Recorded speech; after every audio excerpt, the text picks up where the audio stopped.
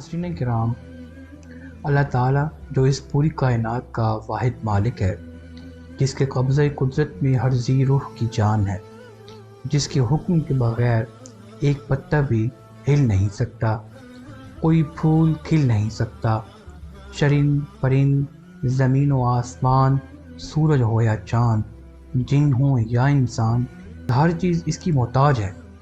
और वो परवरदिगार इब्राहीम अलैहिस्सलाम को अपना खलील मानता है, लेकिन ये मकाम हासिल करने के लिए उन्हें बहुत सी आजमाइशों में से गुजरना पड़ा।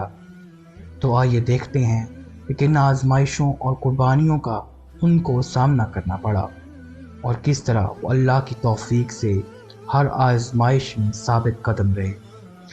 नाज़रीन कराम, मज़ीद आगे बढ़ने से पहले आप सबसे गुजारिश है कि चैनल को सब्सक्राइब और लाइक कर लें और साथ लगी घंटी के बटन को भी दबा दें ताकि हर आने वाली नई वीडियोस से आप मुस्तफ़ीद हो सकें। शुक्रिया।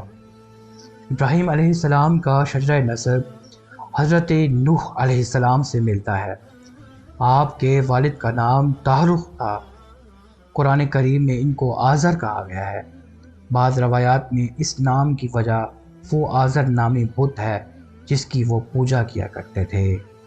इनका शजरा नसब हज़रत नूह अलैहिस्सलाम से कुछ इस तरह मिलता है। इब्राहीम बिन तारुख बिन नाहूर बिन सारिख बिन राहू बिन फालिग बिन आबिर बिन शालिह बिन अरकशस बिन साब बिन हज़रत नूह अलैहिस्सलाम। नाज़रीन कराम, अब हम इब्राहीम अलैहिस्सलाम की इब्तिदाई ज़िंदगी के बारे में बात करते हैं। मौरख़ीन के मुताबिक जब तारुख की उम्र 75 साल की हुई तो इनके यहाँ इब्राहीम अलैहिस्सलाम, फिर नाखूर और फिर हारान पैदा हुए। बाद अज़ां उन्हीं हारान से हज़रत लूत अलैहिस्सलाम की पैदाइश हुई। तारुख ने हज़रत इब्राहीम अलैहिस्सलाम और इनकी बीवी सारा और पोते लूत बिन हारान को लेकर शहर बाबल से हरान, जो कि कनानियों का इलाका था, की तरफ हिजरत की, जो बैतुल मुक़द्दस का इलाका है। इसी जगह पर आपके वालिद गिरामी तारुख की 250 साल की उम्र में वफ़ात हुई।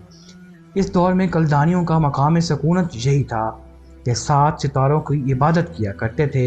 इसी तरह अहले हर्रान भी सितारों और बुतों की परस्तिश करते थे, सिवाय हज़रत इब्राहीम अलैहिस्सलाम, आपकी बीवी हज़रत सारा अलैहिस्सलाम और लूत अलैहिस्सलाम के।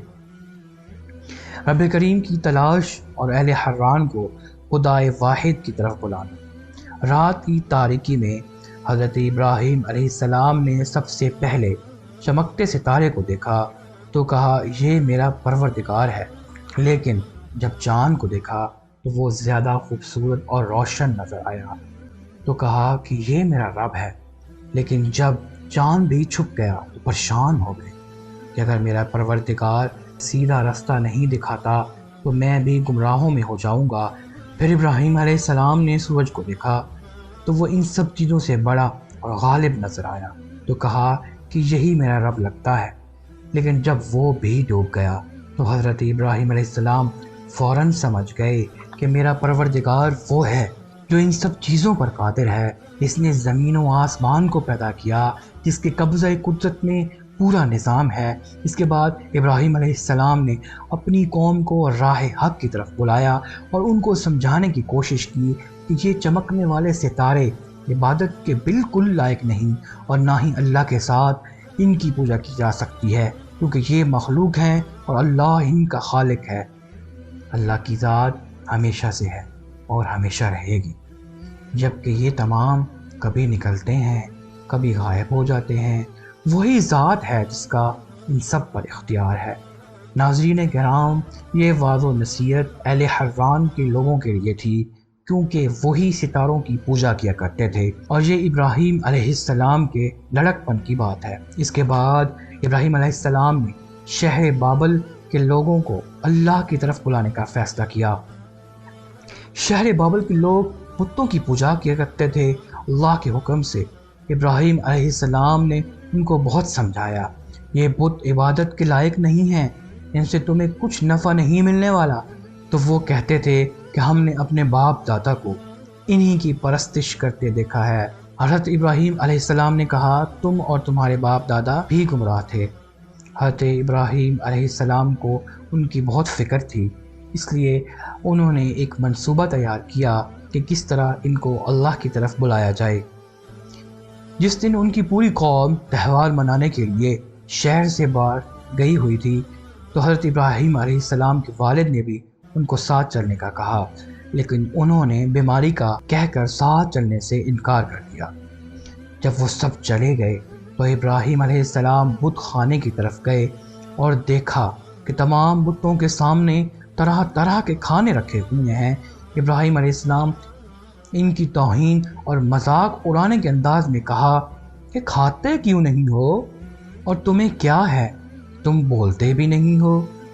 اس کے بعد ابراہیم علیہ السلام آگے بڑھے اور ہتھوڑے کے فار سے کسی بت کا سر تو کسی کا دھڑ توڑ دیا، کسی کا بازو تو کسی کی ٹانگ، کسی کی ناک تو کسی کا پورا منہ ہی توڑ ڈالا سوائے ایک بڑے بت کے، اور ہتھوڑا اس کے کندھے پر رکھ دیا۔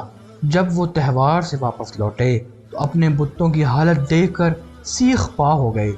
ان میں سے کچھ نے کہا ہم نے ایک نوجوان کو انہیں برا بھلا کہتے سنا ہے، اس کا نام ابراہیم ہے، یہ ضرور اسی کا کام ہوگا۔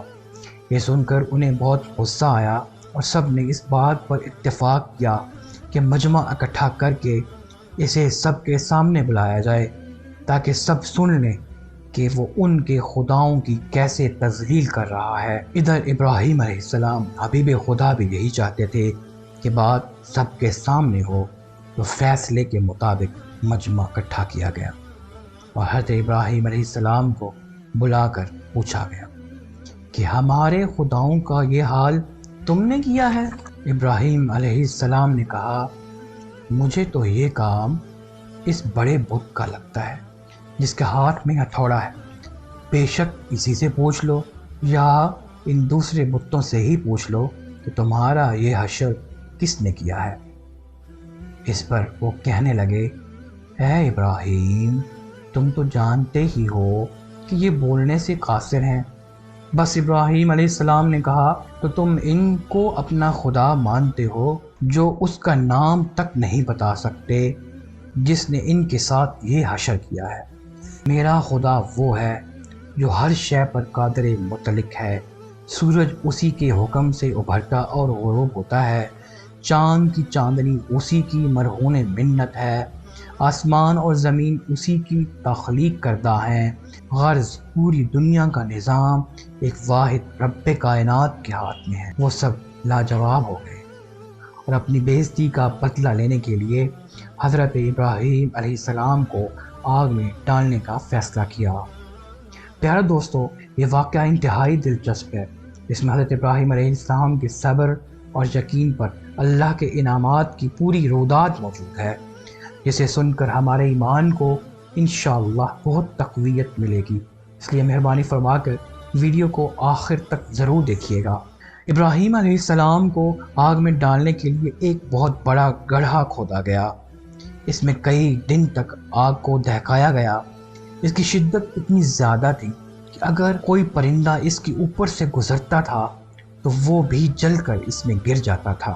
یہاں تک عورتیں اگر بیمار ہوتیں تو وہ بھی یہ نظر مانتی تھیں کہ اگر میں ٹھیک ہو گئی تو ابراہیم کو جلانے کے لیے لکڑیاں اکٹھی کر کے لاؤں گی۔ اتنی بڑی آگ اس زمانے میں پہلے کبھی دیکھی نہیں گئی تھی۔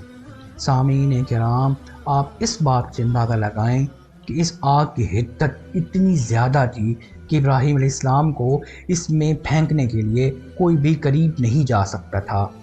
پھر اس مقصد کے لیے ایک منجیق تیار کی گئی جس میں ابراہیم علیہ السلام کو بٹھا کر اس آگ میں پھینکنے کا فیصلہ کیا گیا۔ ادھر حضرت ابراہیم علیہ السلام نے اف تک نہ کی اور راہ حق میں جان دینے کے لیے بالکل تیار تھے۔ ادھر عرش معلیٰ پر اللہ اپنے حبیب پر رشک کر رہا تھا اور فرشتوں سے مخاطب تھا کہ میں نے کہا تھا نا کہ میں وہ جانتا ہوں جو تم نہیں جانتے۔ دیکھو اور بنی نوع انسان کی اپنے رب سے اس لازوال محبت کی کوئی مثل لا کر دکھاؤ۔ جب حضرت ابراہیم علیہ السلام کو منجیک میں ڈال کر آگ میں ڈالنے کی تیاری کی گئی تو حضرت ابراہیم علیہ السلام کے پاس جبرائیل آئے، کہا اگر آپ حکم دیں تو میں اپنے پر مار کر اس آگ کو بجھا دوں۔ آپ نے کہا میرے لیے میرا اللہ ہی کافی ہے۔ بارش والے فرشتے نے کہا اگر آپ کہیں تو بارش برسا دوں کہ تمام آگ بجھ جائے، لیکن میرا اللہ بہتر منصوبہ ساز ہے۔ اس نے آگ کو ہی حکم دے دیا اے آگ ابراہیم کے لیے ٹھنڈی اور سلامتی والی بن جا۔ پھر پورے جہان نے دیکھا کہ اللہ نے اپنے دوست کی لاج کیسے رکھی۔ اللہ نے دنیا کو دکھا دیا کہ جو اس کی ذات پر بھروسہ کرتا ہے تو کیسے وہ رب اپنی رحمتیں نازل کرتا ہے۔ آگ میں پھینکنے والی منجیک کی صرف رسیاں ہی جل سکیں اور ابراہیم علیہ السلام کا ایک بال تک نہ جلایا۔ ایک روایت کے مطابق حضرت ابراہیم علیہ السلام 40 دن تک آگ میں رہے اور اللہ کی عبادت میں مشغول رہے، جبکہ فرشتے آپ کی خدمت میں مامور رہے۔ کسی نے ابراہیم علیہ السلام سے پوچھا کہ آپ کی زندگی کے سب سے اچھے دن کون سے تھے؟ تو آپ نے کہا جو دن میں نے آگ میں گزارے وہی سب سے اچھے دن تھے، اور کاش میری ساری زندگی اسی آگ میں گزر جاتی۔ رب کریم اپنے پیارے خلیل کے صدقے ہمیں دنیا و آخرت میں اپنی رحمتوں کا سایہ نصیب کرے، آمین۔ اگلی ویڈیو میں حضرت ابراہیم علیہ السلام کا اپنے بیٹے کو اللہ کی راہ پر قربان کرنے اور بیٹے کا قربان ہونے کے جذبات و واقعات پر بات کی جائے گی، جس سے عید قربان کی اصل روح تک ہم پہنچنے کی کوشش کریں گے۔ اللہ نگہبان۔